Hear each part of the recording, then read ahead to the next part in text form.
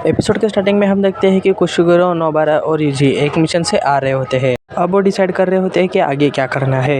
कुशिगुरो कहते हैं कि मैं तो घर जा रहा हूँ। नोबारा कहती है कि मैं शॉपिंग करने जा रही हूँ।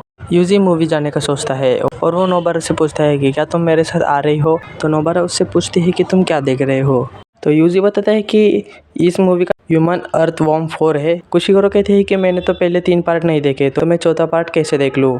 तो यूजी उसे मूवी के बारे में बताता है। इस मूवी में एक पागल साइंटिस्ट होता है जो कि लोगों के ऊपर एक्सपेरिमेंट कर रहा होता है। तो वो साइंटिस्ट एक दिन एक इंसान को अर्थवॉर्म में चेंज कर देता है। तो इंसान अर्थवॉर्म बन के सारी जगह घूमने लगता है। वो एक दिन एक लड़की से मिलता है। वो लड़की एनिमल बॉडी के लिए काम करती है। उस लड़के को जो कि अर्थवॉर्म होता है और उस लड़के को एक दूसरे से प्यार हो जाता है। तो एक दिन उस लड़की के दोस्त को पता चलता है, तो वो लोग उस अर्थवॉर्म को मार देते हैं।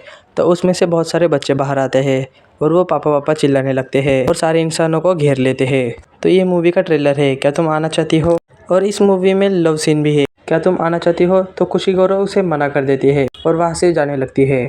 फिर हमें एक लड़की का सीन दिखाया जाता है जो कि इन लोगों पर नजर रख रही होती है। तो लास्ट सीन में टोडो और मे काकोकांजी के पास आते हैं। ये लोग सेमी फर्स्ट ग्रेड से फर्स्ट ग्रेड सॉर्सरर्स बनना चाहते हैं क्योंकि इन दोनों ने बाकी सभी को हराया था। तो काकोकांजी ये बताता है जिन 2 लोगों को फर्स्ट ग्रेड के सॉर्सरर्स रिकमेंड करते हैं तो उन दोनों को फर्स्ट ग्रेड के सारे मिशन संभालने होते हैं। तो टोडो और मे पिंग पोंग का कंपटीशन होता है। ये कंपटीशन में जो भी जीतेगा वो फर्स्ट ग्रेड सॉर्सरर्स बन सकता है। तो ये दोनों खेलना शुरू कर देते हैं।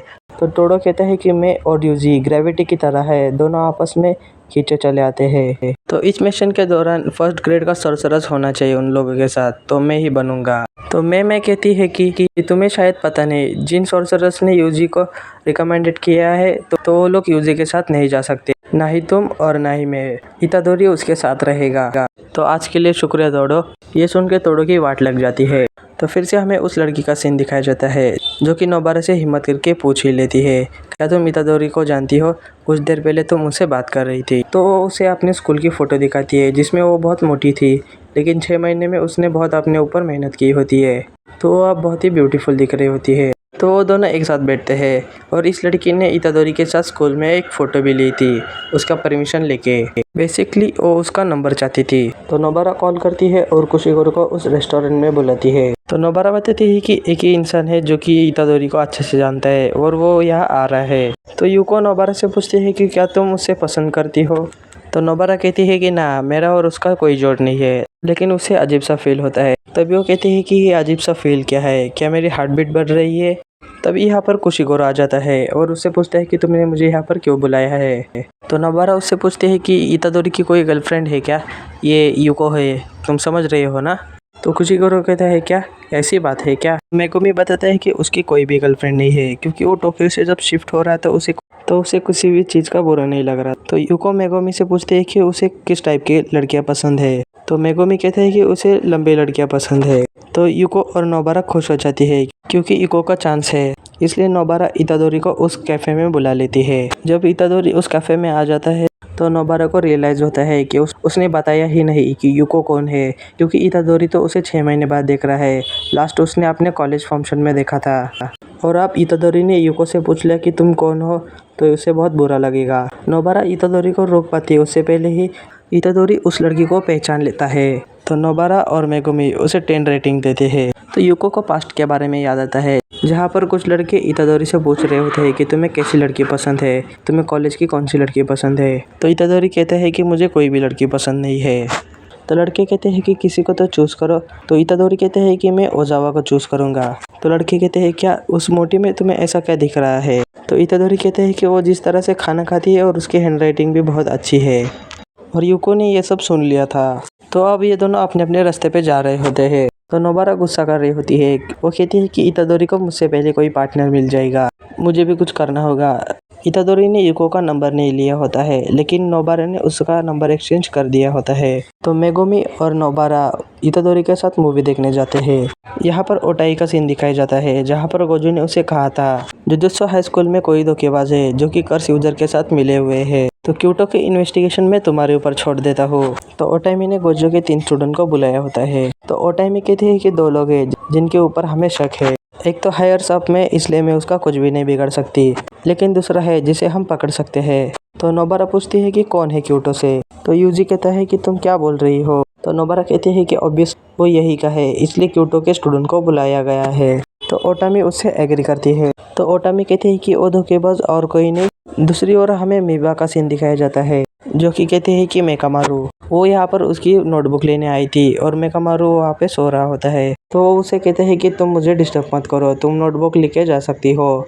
तो वो यहाँ पर उसे छेड़ती है। तो नेक्स्ट सीन में हमें चारों का सीन दिखाया जाता है, जो कि मेकामारू के असली अड्डे में आए होते हैं, जहाँ पर उसकी असली बॉडी है। ओटामी कहती है कि वैसे तो मेकामारू एक ही ऐसा ही है जिसके उसके पपेट के नाम पे, फिर भी उसके कई अनरजिस्टर्ड पपेट भी हो सकते हैं जिनके थ्रू इंफॉर्मेशन लीक कर सकता है। तो ओटामी कहती है कि एक मच्छर के साइज के भी उसके पपेट हो सकते हैं। तो तोजी कहते हैं अरे वाह, ये बंदा मेरे को अलग ही लग रहा था। तो सभी लोग उसके दरवाजे तक पहुंच जाते हैं और जैसे अंदर जाते हैं तो वो देखते हैं वहाँ पर कोई नहीं है, क्योंकि उसे पहले से ही पता होता है कि ये लोग उसे ढूंढने आ रहे हैं। और इस बात से साबित हो जाता है कि मेकामारू है जो कि इन्फॉर्मेशन लीक कर रहा है। फिर हमें मेकामारू का सीन दिखाया जाता है जिसका नाम ओकिची मोटा होता है। मेकामारू उसके रोबोट का नाम होता है।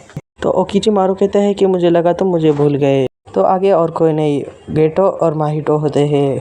तो माहितो कहता है कि जब भी मैं यहाँ पर आता हूँ एक घटिया स्मेल आती है, हम दोनों तो दुश्मन है, क्या मैं इसे मार दूँ।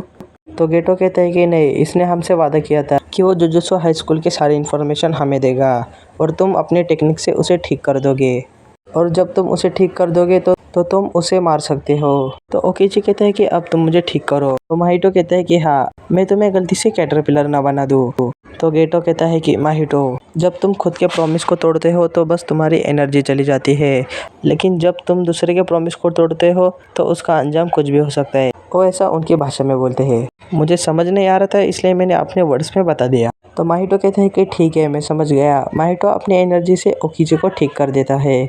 ओकिची ठीक हो जाता है और अपने पैरों पे खड़ा हो जाता है और वो वार्म अप करने लगता है। तो उसके बाद वो माहितो से लड़ने के लिए तैयार हो जाता है। तो हम देखते हैं कि ओकिची ने मेकामारू जैसे बहुत क्लोन बनाए हुए थे, लेकिन माहितो उन सभी क्लोन को एक साथ ही तोड़ देता है और इनके आड़ में ओकिची वहाँ से भाग जाता है। तो माहितो कहते हैं कि यार, मैं उसे मारना चाहता था, लेकिन मैं अब उसे ढूंढने नहीं जाने वाला।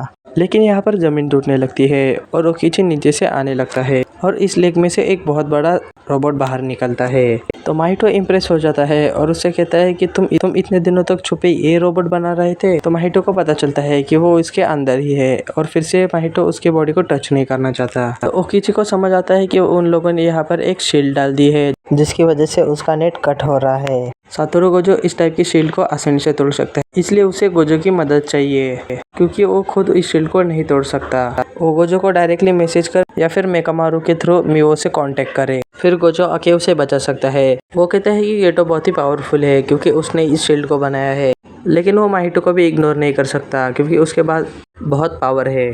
17 सालों से ओकिची ने अपने अंदर कर्स एनर्जी इकट्ठा की होती है, तो वो अपनी 1 साल की एनर्जी का यूज़ करता है माहितो के ऊपर हमला करने के लिए, और ये अटैक बहुत ही पावरफुल होता है। ये देखकर माहितो के भी होश उड़ जाते हैं और ये एपिसोड यहीं पे ख़त्म हो जाता है। Thank you for watching. Next episode देखने के लिए चैनल को सब्सक्राइब कीजिए।